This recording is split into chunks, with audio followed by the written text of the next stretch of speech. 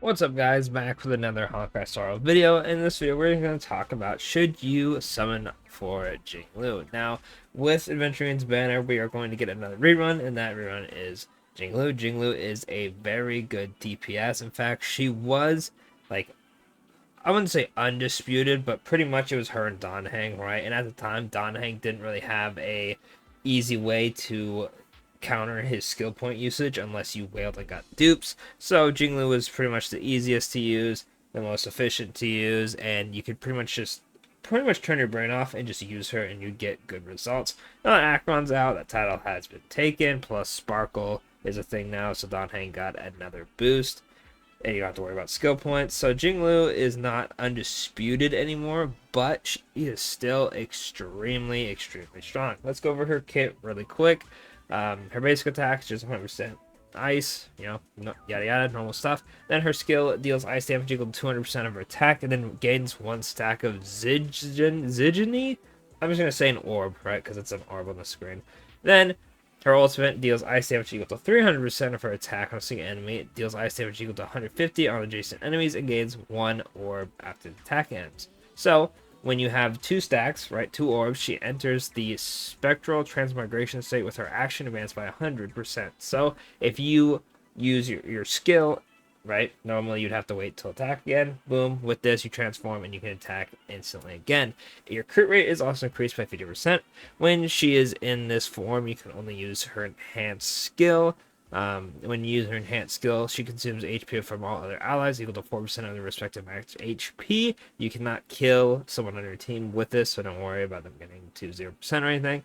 Her attack is increased by 540% of the total HP consumed from allies from this attack, capping at 180 of her base attack, lasting until the current attack ends. She cannot enter this state again. She can have a maximum of 3 stacks, and when it becomes 0, you de-transform. Her enhanced skill is deals ice damage equal to 250 of her attack on a single enemy and 125 on adjacent enemies. You consume one orb every time you use the enhanced skill, and it does not use a skill point. So I wouldn't say she's skill point efficient or anything because you're not really gaining any skill points, but this can help if you need to recover some skill points. Overall, a very strong character. Then her technique, pretty much you have a aura around you that freezes enemies. You get 15 energy and you gain 1 orb when you enter the fight, and then it does damage, right? Pretty basic. Then the major traces are when you are transformed, you gain 35% effect res. When you use your unenhanced skill, you get an action advance of 10%, and then when you transform, you get 20% ultimate damage. Then her traces are 37.3% crit damage, 9 speed, and 10% HP. Then her dupes, right? When using her ultimate or enhanced skill, Jingliu's crit damage increased by 24% for one turn. If there's only one enemy, the target will additionally be dealt ice damage equal to 100% of Jingliu's attack. That is pretty much just to make it to where the adjacent enemies don't exist. You still do extra damage. Very nice. Second one is after using ultimate, increases damage from the next enhanced skill by 80%. E4 is during the transformation state, the attack gain from consuming allies' HP is additionally increased by 90% of the total HP consumed from the entire team. The cap for attack gain this way increases by 30%. Then E6, when you transform, you gain an extra stack, and you have a stack limit increased by 1, meaning you can have up to 4 orbs and you start with 3. Then when she's transformed, her crit damage increased by 50%. This one is very strong. I'm an E6 friend that I use all the time, and getting an extra stack pretty much just means you're almost always in the transform state, even when I fight weekly bosses, right? And that's pretty much it for her kit-wise. Overall, very strong character. She's really easy to build too, because you pretty much just dump everything into attack and crit damage. Mostly because it's right here. You get 50% crit rate. Let me pull up mine real quick, then you can see. Alright. So this is my Jingliu. I have 24% crit rate. Then with her Rooted Arena, you get 8% crit rate. So I'm rocking like, what, 82% crit rate just by herself when she's transformed, which is more than enough, right? Then I stacked as much crit damage as I can. I have 258.9. Normally, of course, I gain a bit more when I ult, transform, all that good stuff, right? Then we have her light cone. She does not need her light cone. You can rock the herder shop on the fall of an Aeon one if you really want, right? Obviously, Jingliu is my favorite Star Roll character, so I had to get her light cone. It increases her crit damage by 20%. When an ally excluding the wearer gets attacked or loses HP, you gain 1 stack of Eclipse for a max of 3 stacks. Each stack of Eclipse increases damage to the wearer's next attack by 14% when 3 stacks are in reach. Additionally, enables that attack to ignore 12% of the enemy's defense. This effect will be removed after the wearer uses an attack. Very strong light cone. Very, very easy to get everything proccing. If you have a full team alive, you pretty much just get it every single time. Also, artwork, very beautiful. I'm a bit biased though. She is my favorite character, right?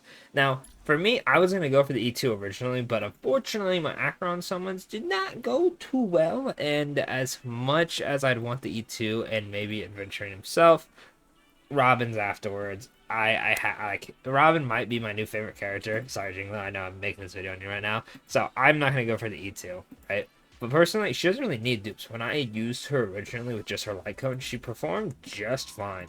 You know, she's still insanely strong character. If you do not have a second DPS or you're a new account, this isn't a bad banner to summon on. However, she is coming out next to a new sustain unit, so if you already have Fu Xuan and like Ho Ho, or then maybe you're like, okay, I was running Bailu, if you already have your sustains covered and you don't really like Adventuring and you need a DPS, sure, Jingliu is a good option. The next two characters are going to be a Harmony support, and then Boot Hill is what I think it was the Hunt, right? So he's going to be another DPS. So it's really, if you don't have your DPSs checked, whoever you like more between Jingliu and Boot Hill. Obviously, if Acheron's still here, Acheron is probably going to be better than both of them. Well, I say probably. We don't know Boot Hill's full kit, but I highly doubt she's going to be, you know, taken out of her spot as number one undisputed number one in the game. So if Boot Hill's better, that's on me, right? That would be a complete shocker because the power creep would be a little too insane at that point, right? But still, if you need DPS for like Jingliu, she's definitely a good character to summon for. It'll probably take a bit longer, probably like another year or so before she's, you know, she's an okay DPS at that point, but that's a whole year, right? Very good DPS. You don't need her light cone. Very strong ice character if you're just looking for a DPS of all typings. She's kind of the go-to it. You know, Yanqing is kind of like a mini Jingliu in a sense of the fact that you build him pretty much the same. Where's my Yanqing? Yeah.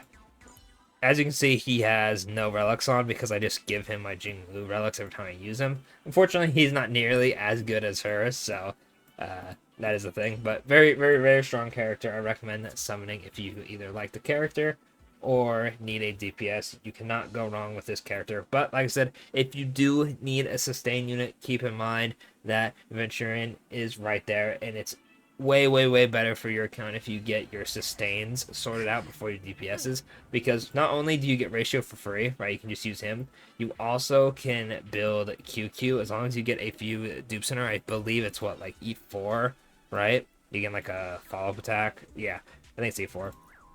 You can build DPS at a 4 stars pretty easily, plus you get free ratio. So it's way more beneficial to get Adventuring for sustain and then to get Jingliu for a DPS. So do keep that in mind when you are summoning. But if you are summoning, let me know in the comments, you know, how much currency you got, if you're going for dupes, if you're going for light cones, if you're skipping because you already have her, if you're summoning because you didn't get her the first time. Let me know in the comments, and of course, best of luck on whoever you summon for. And of course, don't forget to like, subscribe, and I'll catch y'all in the next video.